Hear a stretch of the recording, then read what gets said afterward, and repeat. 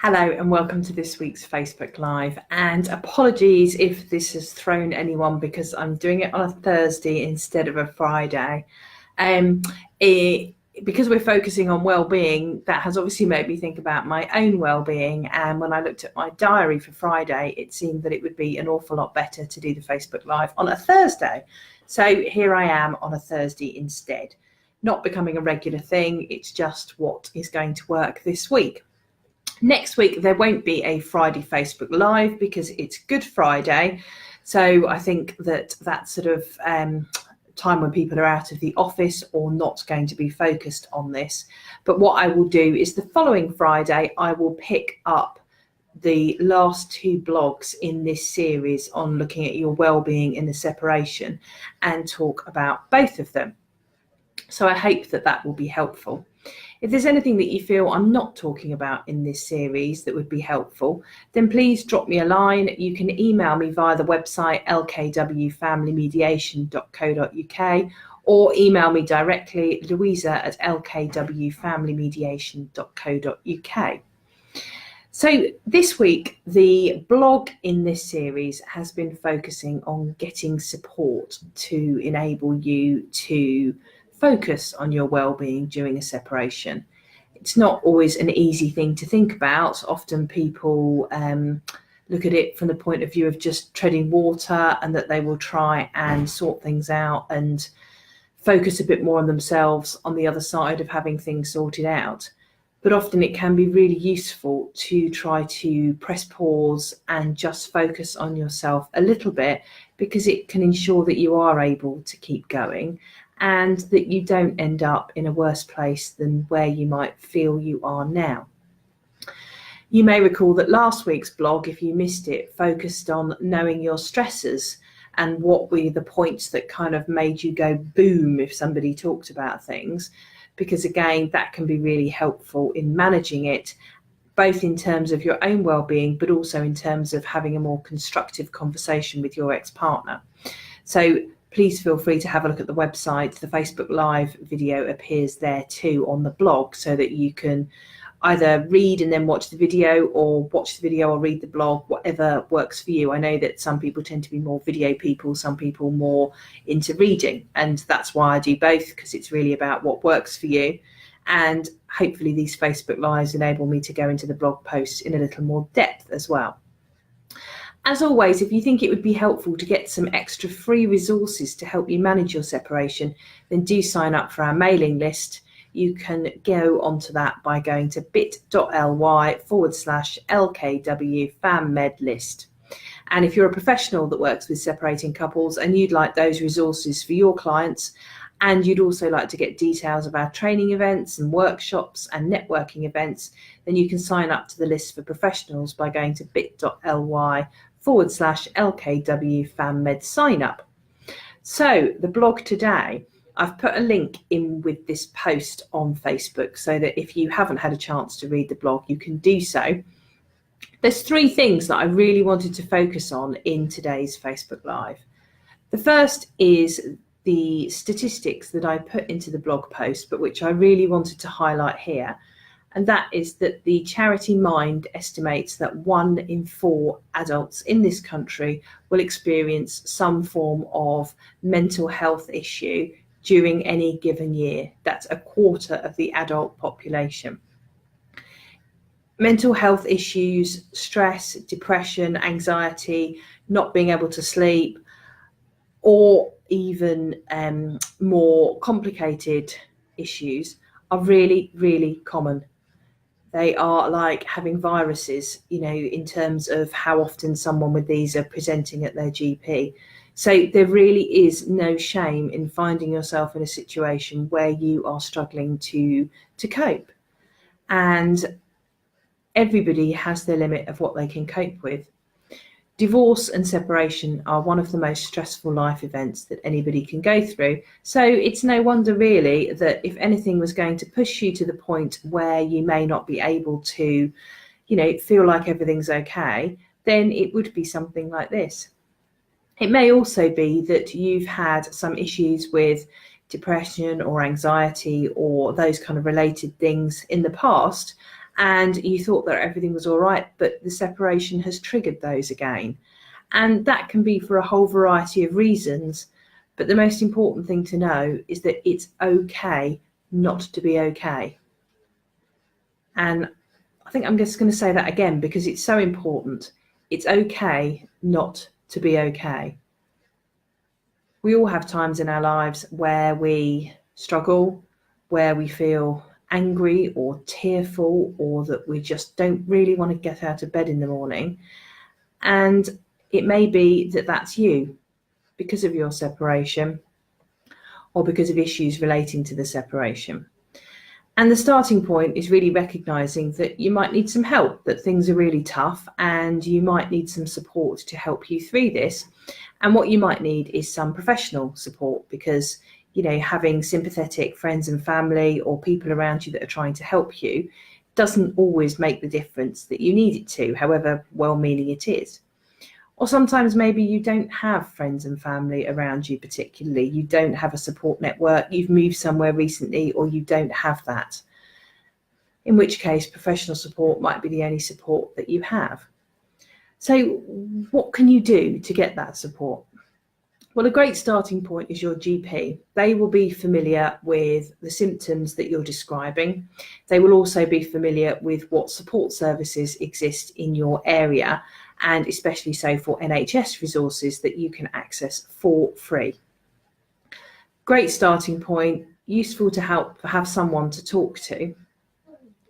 And it's something that I talk to my clients about if they feel that things are difficult. I always ask whether they've seen their GP. So definitely something to think about. There are also a whole wealth of private services, and whilst private services often have a cost attached to them, some of them do not have a particularly high cost, and sometimes you have to weigh up the cost of not doing something about the issue versus the cost of doing something about the issue that you've got. So they can sometimes be helpful. And trust me when I say that there are now private services for all manner of issues, and sometimes there are services that deal with the same issue but in different ways. So if I just take an example of anxiety, there are more medicalised services, if I can use that expression, such as CBT, cognitive behavioural therapy, which is designed to help you focus on changing how you feel about things or how you view things so that you are making immediate changes to make you feel better about your situation and about the things that are causing you anxiety. There's also counselling based services where you talk about things that have happened to you up until this point in the world and look at how those might be impacting upon how you feel. There's also other services that are probably considered to be more holistic. Homeopaths, for example, can talk to you about how you feel and look at whether there's any homeopathic medicine that might assist with your situation. There's also things like aromatherapy massage, making time for yourself, having a massage, or things like reflexology, Reiki, more alternative treatments. And I'm not saying that one is better than the other, but what I really encourage people to do is to find the treatment that will work best for you. So your GP may be a really good starting point to find out about what services there are locally for you. But if it's an option for you to pay for a private service, have a look around, see what might help you. And there's also a whole wealth of services for those going through a divorce or separation. And that is counsellors that specialise in dealing with issues arising out of a separation. But it can also include people like divorce coaches who help support you during the divorce and separation period. And that support can be emotional, of talking to you about things, or it can be things like helping you to organise your paperwork, or it can be other things such as helping you focus on the future. For example, if you're looking at what you do about your future, where you're going to live, and you've got difficult decisions to make and you feel uncomfortable or a bit scared about making decisions, then it's someone that can talk things through with you and maybe think about things and encourage you to to get the wider picture before you make decisions. Here at LKW Family Mediation, we have details of so many different services, and I am always happy to answer an email or to have a conversation on the telephone if someone says, I need some support, but I don't know where to find it. And I will happily give you names and details of anybody that I know that may be able to support or help you with your separation, to help you find a way forward. And the more that you can get that support, the more it enables you to feel that you can focus on your own well-being, and you can take steps to ensure that you're doing okay. And if you are doing okay, then you're in a much better place to enable you to make decisions about what happens next in the separation. And that's really important. So the first point is, please don't feel shame about needing some extra help. It's entirely understandable at this difficult time. The second point is finding the help and the support that's going to work best for you.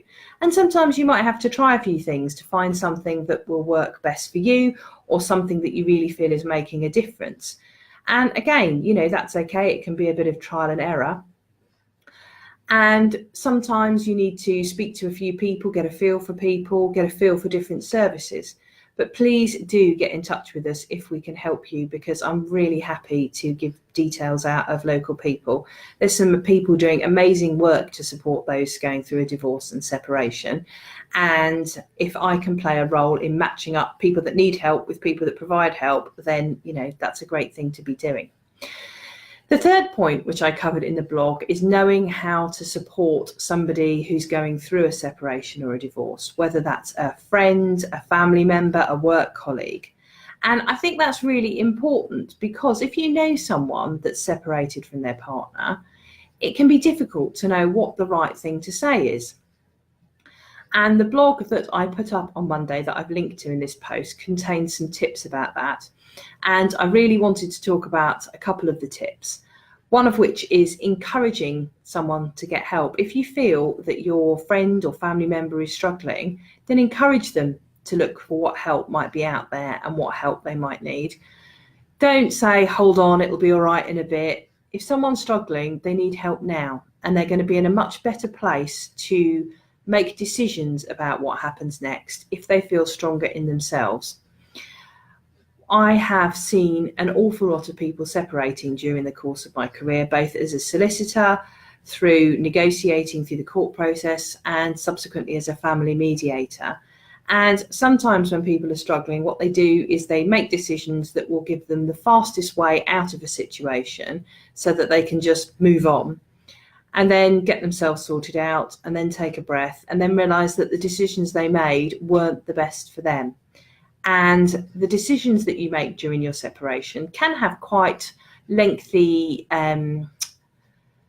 repercussions. You're talking about how you set yourself up financially, emotionally, practically in a new home or a new situation, and what arrangements you're going to make. So it's really important to get those right, and it's much easier to get the arrangements right and to make decisions about what will be right if you feel that you are in a good place to make those decisions, and you're not making them from the point of view of just getting things over and done with.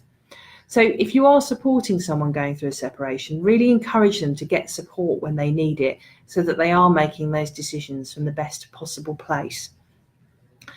The second point that I really wanted to go into in further detail is, if you're supporting someone going through a separation, don't think that you effectively have to split them into two tribes and decide which tribe you're going to go in with or be on the side of, or all of those kind of things. This is particularly so if there's children involved. It's really not helpful for children to feel that the adults around them have divided into two camps, and are they mum's camp or are they dad's camp? You're going to be much better support if you avoid that kind of mentality. Where you're a family member, I think this is particularly important, because where a couple have got married, the families kind of merge and they all spend time together. You spend time with your daughter-in-law, your other set of parents spend time with their son-in-law and the grandchildren, and families kind of merge. And some families merge more than others. You know, some have events where everybody comes, some tend to stay more separate.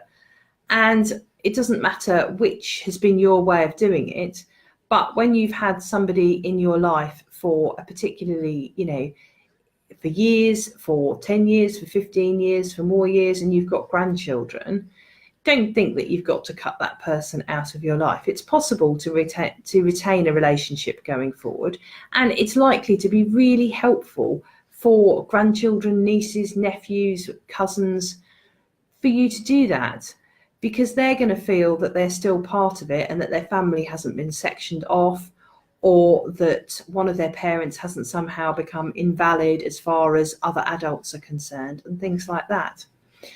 It may well be that the relationship you have adjusts as you go forward. There may be things you need to deal with because you feel particularly angry or hurt by decisions that that person has made. But if you can create a space where you can talk about that, or where you can readjust your relationship going forward, then that's likely to benefit all concerned. And again, I come back to the fact that it's really important for children that the adults around them don't separate off into different camps, and worse, run down the other parent. All children are 50% of one parent and 50% of the other parent, and children instinctively know this. And when people around them, whether it's their parents or other adults, run down one of their other parents, it can lead to real conflict within them about, who am I, half of me, somebody I love seems to be cross with somebody that's half of me, how do I deal with that? And it's being caught up in conflict like that that causes behavioural, emotional, physical, sometimes health issues for children. So it's really important that you try and keep away from that kind of two tribes mentality, and particularly so around children, that there's no negative comments or kind of rolling of eyes or all of those kind of subtle gestures that clearly demonstrate that we're not very happy about someone, even though we're not saying anything. So do have a look at the blog if you're supporting somebody going through a separation. You're really welcome to sign up to our mailing list to get tips so that you can pass on anything that might be helpful to your friend, colleague, family member who's going through the separation. Again, you can do that by going to bit.ly/LKW Fam Med list. Or again, as I say, you're always welcome to email me, Louisa at lkwfamilymediation.co.uk. and I will try and put you in touch with whatever support you feel might be helpful for you. Even if you're not necessarily sure what that help might look like or what it is, just tell me what you feel it would be helpful for you to have, or what issue you're facing, and I can give details of anybody that I think might be able to help you with that. So thanks for watching this week's Facebook Live, and as I say, there'll be no Facebook Live on Good Friday, but I will be back again the following Friday. Can't remember the date off the top of my head, but the Friday after Good Friday, I'll be back with a Facebook Live rounding up the last of the blogs in this series focusing on a well-being in a separation. So until then, thank you very much for watching, and I hope you have a happy Easter.